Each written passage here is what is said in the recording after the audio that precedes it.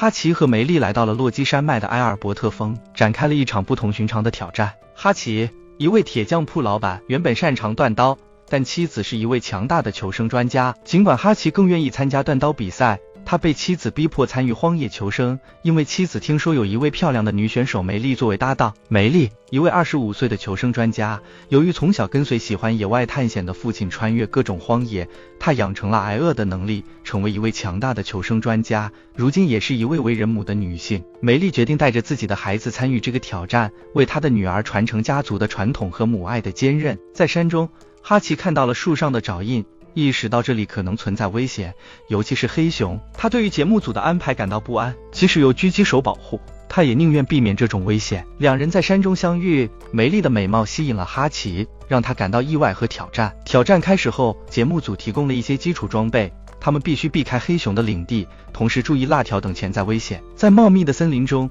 他们面临雷雨和冰雹的考验，必须迅速建造庇护所。梅丽提议用树枝搭帐篷，但丹妮认为砍树太麻烦，选择凑合。在海拔4000多米的高山上，缺氧使得他们感到头晕目眩，这个挑战对他们来说是前所未有的困难。梅丽和丹妮在克服身体疲惫和自然考验的同时，也在挑战中逐渐了解对方。这场荒野求生不仅是对自然的考验，更是对他们合作和坚韧精神的考验，让他们体会到生存的真谛。在第一天，梅丽迅速感受到了高原反应，但她为了不给队友丹妮增加压力，努力忍受不适，持续参与生活。尽管雨后空气变得潮湿，两人努力了一整天，却看不到生活的起色。丹妮并没有责怪梅丽，相反，他指导梅丽将木屑晒干，顺势一同砍树建造庇护所。两人辛勤劳作，直到夜幕降临，终于成功搭建了一个朴素的树枝帐篷。丹妮解放双手后，灵巧地点燃了篝火，这让梅丽更加敬佩她，心里暗自感慨这位女选手的本事。尽管除此之外，森林并不缺少生存必需品。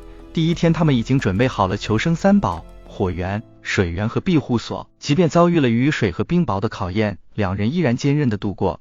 下一步的挑战是解决食物问题。然而，海莉的身体状况成为一个潜在的隐患，他们只希望今晚能够得到足够的休息。然而，夜晚气温骤降，海拔4000多米的寒冷使得两人即使贴在一起也无法抵挡。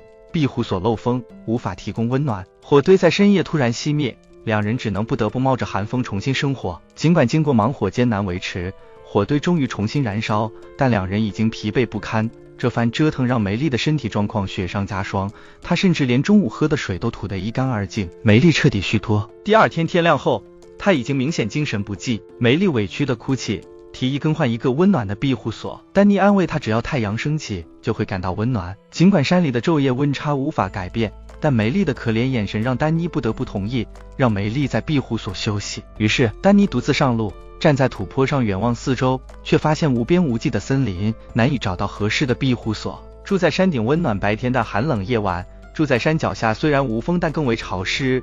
困境令他感到无从选择。梅丽的身体状况仍然虚弱，丹妮为她带回了一些野果，希望通过充足的食物来恢复她的体力。然而，梅丽无法进食，甚至吃什么都会反胃，看似一片无望。面对这种情况，只能让医疗组介入。医生对梅丽进行全面检查后，发现她的高原反应严重，已经整整一天都在呕吐，体温也远低于正常水平。医疗组劝告梅丽退出比赛，以免造成不可逆的器官损伤。梅丽只能无奈接受节目组的建议，这标志着她在这场艰苦的挑战中的提前结束。在求生的第二天，梅丽含泪宣布退出比赛。实际上，梅丽刚来不久就退出比赛，对她来说并没有太大的损失，但真正尴尬的是丹妮。第二天，双人模式变成了单人模式，这场挑战是否还能继续下去？丹妮知道自己的妻子仍在关注着他，既然已经来了，现在要收拾行李离开也不太现实。他决定咬紧牙关坚持下去，否则回家就得面对妻子的责备。于是，丹妮重新开始了砍树的日常。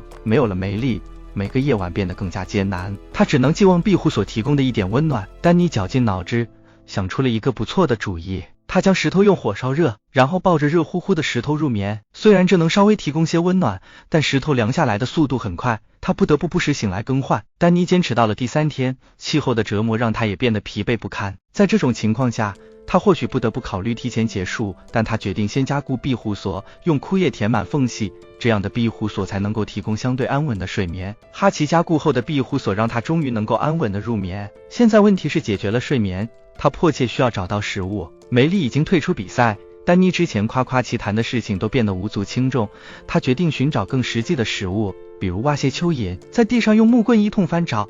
丹妮居然真的找到了几条蚯蚓，经过烤制，口感嘎嘣脆，食物问题得以解决后，丹妮在砍柴的路上发现一只辣条，比起蚯蚓更加美味，蛋白质也更为丰富。她将辣条剥皮，直接在火上烤制，仿佛是东方的烤面筋。辣条的口感确实不错，丹妮吃得津津有味。如果每天能捕捉到一只辣条，她觉得人生就圆满了。丹妮这样坚持了1个多星期，突然一阵妖风袭来，预示着即将下雨。然而，丹妮内心一点也不慌张，因为她的火堆是经过防风防雨的升级。然而，出乎她的意料，天空飘下的却是冰雹，直接穿透了庇护所脆弱的防御。此时此刻，丹妮简直想死的心都有了。冰雹没有停歇的意思，哈奇全凭一腔正气硬撑。医疗组担心他情况不妙，时不时前来确认。来到第12天，冰雹转为雪，丹妮躺在庇护所内，直接开始怀疑人生。这到底是一个适合生存的地方吗？他恨不得把导演拉过来亲身体验一下。节目组再次派人确认他的状况，幸好哈奇依然坚持。医生给他做了简单的体检，发现他的体温比梅丽当时还要低，连医生都不得不佩服丹妮，属实是牛逼，换一般人早就没命了。然而，丹妮的脚上已经长了不少冻疮，这不是开玩笑的，再坚持下去说不定会有截肢的风险。医疗组告诉丹妮，她现在必须退出比赛。看来这个节目组似乎从一开始就没有打算让人通关。丹妮的内心此刻崩溃，这简直是纯粹的折磨人玩吗？然而，为了自己的身体健康，丹妮还是忍痛退出了比赛。虽然她没能坚持到最后，但至少算是纯爷们了。